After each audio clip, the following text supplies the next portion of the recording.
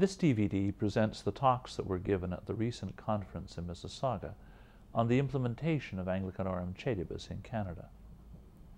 Father Aidan Nichols presented several talks on the theological background for the Apostolic Constitution.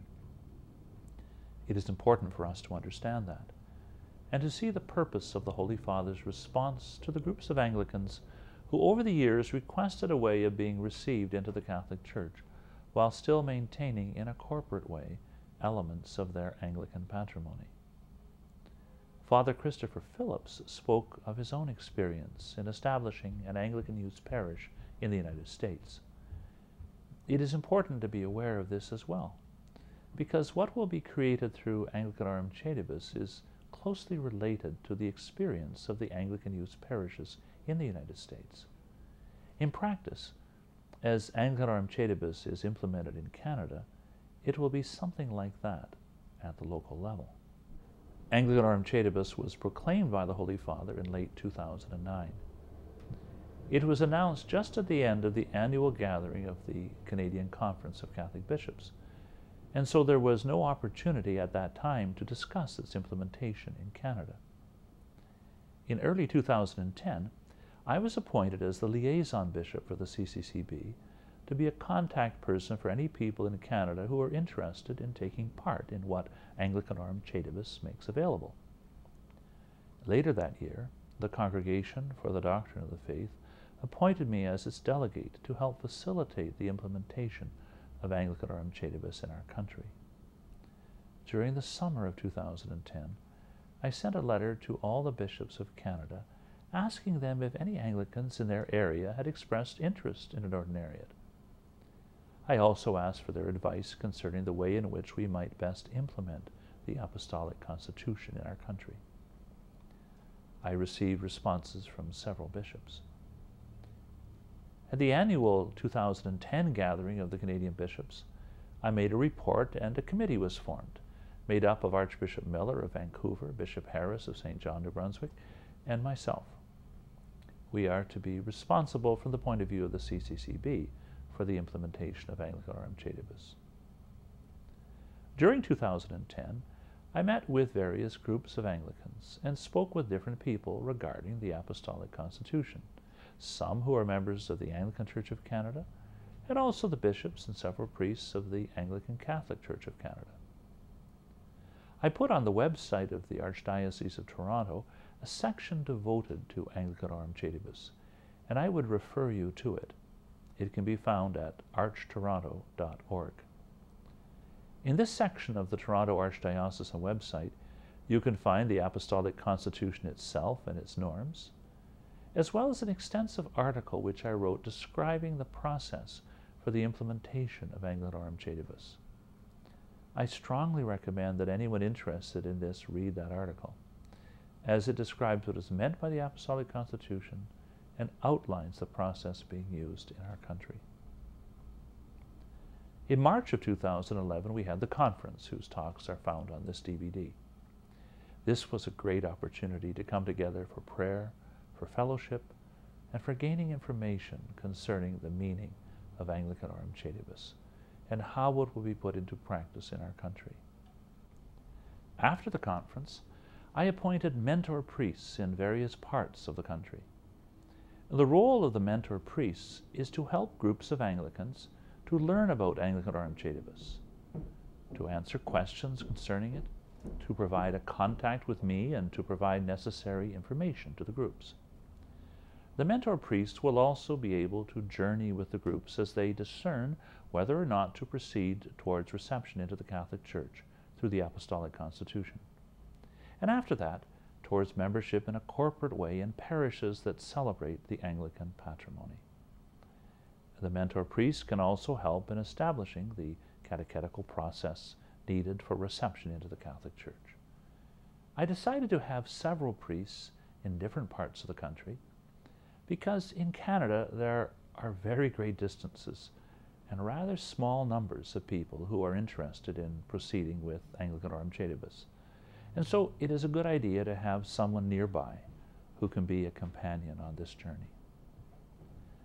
Now, in July of 2011, we are coming to the close of the process of gathering information on roughly how many people in Canada who have been fully and accurately informed concerning Anglicanorum Coetibus and what it means want to proceed according to the Apostolic Constitution to be received into the Catholic Church and to form communities within the Church. Once I have an idea of this, I will be able to advise the Congregation for the Doctrine of the Faith, and then the congregation will decide on the precise way in which Anglicanorum Coetibus can be implemented in Canada. This depends to a very large degree on the number of people who are interested. We notice, for example, that already there are over 1,000 people in Britain who are interested in Anglicanorum Coetibus, and an ordinariate has already been established. Similar numbers of communities and individuals are likely to be found in the United States, and it would appear that an ordinariate will soon be established there.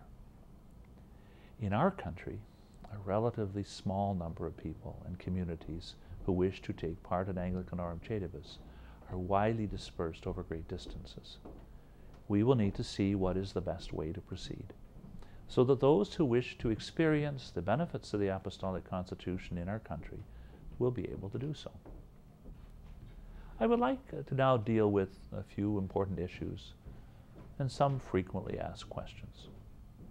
First of all, what exactly is special about this new way of entering into the Catholic Church? Here are 3 different ways in which Anglicans become Catholics. Well, first of all, there has always been individual reception into the Catholic Church, and that will continue long after Anglicanorum Coetibus is implemented, because many people simply want to take part as individuals or as a family in the regular life of a Roman Catholic parish. Such a person expresses an interest in this to a local Catholic pastor, takes part in a class of the rite of Christian initiation of adults, makes a profession of faith, receives the sacrament of reconciliation, receives the sacrament of confirmation, and then receives Holy Communion as a Catholic and enters into a regular Catholic parish in a diocese. In the United States during the early 1980s, a second kind of approach was authorized by the Holy See. Groups of Anglicans, for example an Anglican parish, would decide along with their priests to enter the Catholic Church. They would individually go through the same process that I've just described and become members of the Roman Catholic Church. I use the term Roman Catholic here simply to point out that what I am talking about is membership in the Church that accepts the faith proclaimed in the Catechism of the Catholic Church and accepts the authority of the Pope. Many people within the Anglican tradition use the word Catholic but do not mean that, and so it is simply for a question of clarity. So these groups would form up then after their individual reception into the Church.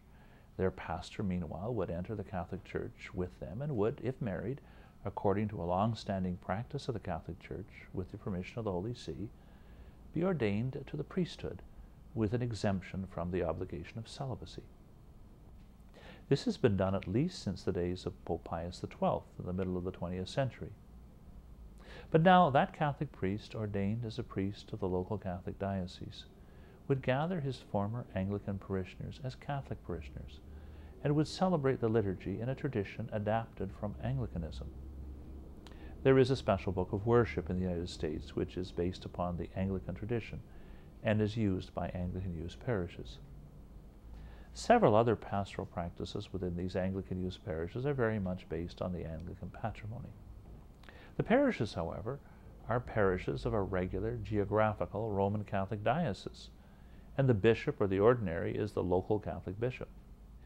The new thing in Anglican youth parishes is that they are kind of a corporate expression of the Anglican tradition within the Catholic Church at the parish level. What Anglicanorum Coetibus makes possible is a corporate experience of the Anglican tradition within the Catholic Church at the diocesan level. It involves people doing all that is needed to become a member of an American Anglican youth parish, but that parish now is united with other parishes, and those parishes have as their ordinary not the local Catholic bishop, but rather one who is appointed by the Holy Father to be the ordinary of all of those Anglican youth parishes, forming a diocese, a personal diocese, called an ordinariate. It is important to note that the corporate dimension refers to the fact that people do come to a decision to enter the Church as a group of Anglicans, and when they have been received into the Catholic Church, they form a group again, an Anglican Youth Parish within an Anglican Youth Diocese of the Roman Catholic Church. But each person must individually enter the Catholic Church, and after being fully informed, must individually decide to proceed. Notice, for example, in Anglicanorum Coetibus that there is a requirement that each person write a letter asking to be received into the Church. So the process is this. A group of Anglicans decide that they want to enter into the Catholic Church. Then a catechetical process adapted to their needs and based upon the Catechism of the Catholic Church is established, which would take several months. In some way, a Catholic priest needs to be involved in this process to clarify matters and to answer questions about the Catholic faith and what it means to be part of the Roman Catholic Church in communion with the Holy Father. Then, those who wish to proceed and who must be free to do so or not to do so, individually request it through a letter. They make the standard profession of faith which is used for reception into the Catholic Church.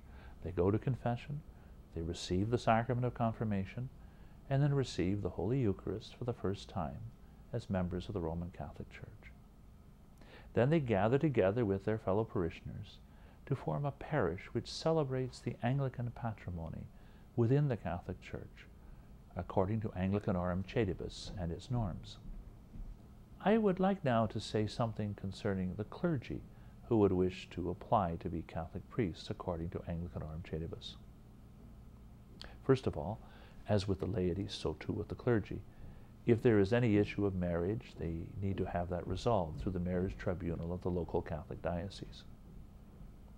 One thing to notice concerning the clergy of an ordinariate, as they are described in Anglicanorum Coetibus and its norms, is that although they will be pastorally responsible for what is often a very small Anglican youth community within the ordinariate, they are also simply fully Catholic priests of the Roman Catholic Church, and would likely be serving widely within the local diocese or in other forms of ministry. Notice, for example, that they are eligible to be elected to the Council of Priests of the local territorial diocese. So basically, although there are always adaptations that necessarily must be made, the priests of the ordinariate are fully Catholic priests and need to have a formation and a screening which is very much in line with that which is found in the preparation for ordination of all Catholic priests. In order to look at that, we need to look at certain procedures which are used in all Catholic seminaries and are particularly important these days. There are police checks, there are various other elements of the screening process, with interviews, letters of reference, and so on, psychological testing. After that assessment is completed, the candidates for ordination in the Catholic Church enter into an extensive period of formation. Most commonly, it involves several years of studying philosophy in a formation environment, and then usually about 5 years of theological and pastoral formation within a seminary. This time frame obviously needs to be adapted in the case of people who have already been formed for the priesthood within the Anglican Church, and that certainly will be done, making it a much briefer formation process. But the content of it needs to be respected. I would urge any Anglican priest who is considering Anglicanorum Coetibus to study carefully the document issued by Pope John Paul called Pastores Dabo Vobis, which is the charter for all seminaries within the Catholic Church, and which describes the whole process of formation: human formation, pastoral formation, spiritual formation, and intellectual formation. Intellectual formation refers to the different things that a Catholic priest must know. Much of that material does not need to be repeated because obviously the Anglican priests have already received that material. But some of it must be. There must be supplementation, and I would think that particularly this is true with reference to ecclesiology and certainly to canon law, to the documents of Vatican II, and so on. But in various other areas, each person's situation needs to be looked at, and the degree of supplementation that is needed must be decided.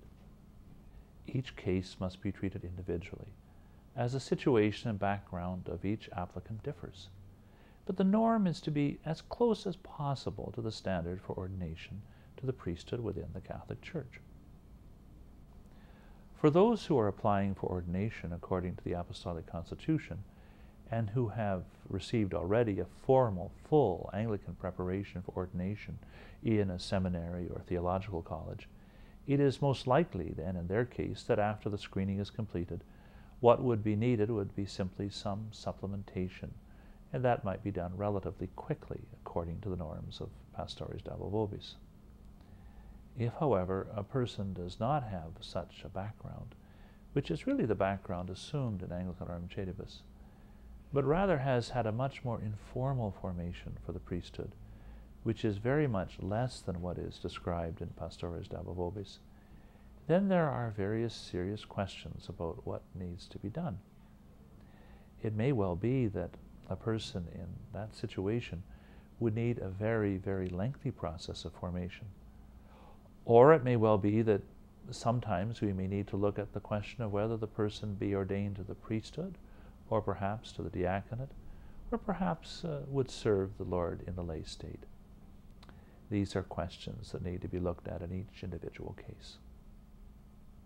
One of the things that I've noticed over the past period of time when working in this great work of Anglicanorum Coetibus is that there seems to be proportionately a fairly large number of clergy interested in the ordinariate compared to the number of laity.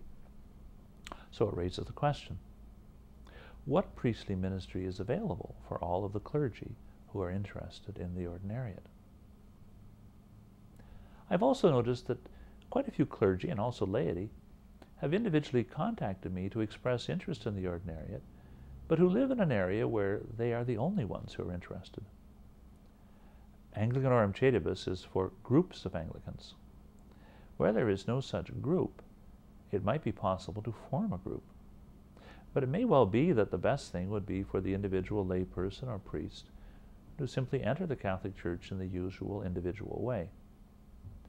It should also be pointed out that since the middle of the 20th century, it has been possible, with the permission of the Holy See, for a married Anglican priest who has been received into the Catholic Church and who wishes to be a priest within the Catholic Church, to individually go through a process of formation in preparation for ordination, and then to be ordained, if the local bishop wishes to do so, as a priest of the local geographical diocese. In that case, he would live the priesthood according to the regular traditions of the Catholic Church. This is not what is described in Anglicanorum Coetibus, but it is always an option which some people may wish to follow. So we look to the future. First of all, we need to determine, and we are close to that, what form the implementation of Anglicanorum Coetibus will take in Canada. Parish by parish, the ordinariate is formed. And we need to see how many groups of Anglicans and how many people want to proceed. Then the Holy See will decide what happens next. While that is going on, individual groups, assisted by the mentor priests and perhaps by the local Catholic pastor, will begin their process of catechetical instruction preliminary to reception into the Catholic Church and the formation of a parish. At the same time, the clergy applications need to be considered for those clerics who wish to be priests within the Catholic Church, according to Anglicanorum Coetibus. So we celebrate this great reality of Anglicanorum Coetibus. It is a blessing for Anglicans who wish to be received into the Catholic Church while still retaining many of the Anglican cultural, pastoral, liturgical, and spiritual traditions which they love and which are a source of spiritual enrichment for them. It is a blessing for the whole Catholic Church, already so diverse in traditions, and now enriched by the Anglican patrimony. Blessed John Henry Newman, pray for us. Our Lady of Walsingham, pray for us.